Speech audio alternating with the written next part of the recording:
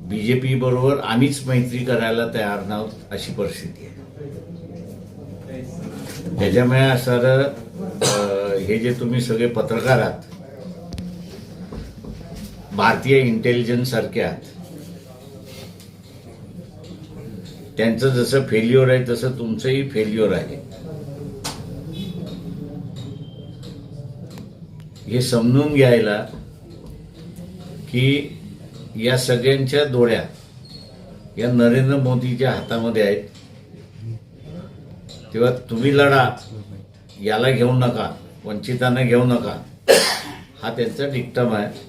नाही तर तिहार जेल तुमच्यासाठी मोकळा आहे. म्हणजे नरेंद्र मोदीची ते आता तुम्ही ठरवायचं आहे. तुम्ही इंटेलिजन्स डिपार्टमेंट सारखं वागू नका, स्वतःचे निकष काढायला शिका.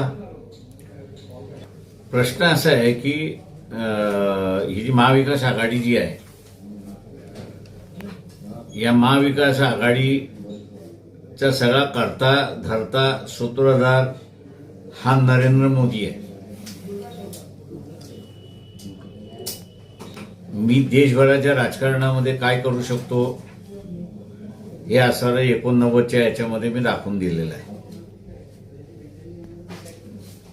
त्याच्यामुळे असं तिथे बीजेपी सुद्धा होती, तेव्हा त्या बीजेपीवाल्यांना सुद्धा माहिती आहे. त्याच्यामुळे यांचे करता धरता सूत्रधार नरेंद्र मोदी असेपर्यंत मला एकट्यालाच लढावं लागेल अशी असणारी परिस्थिती आहे.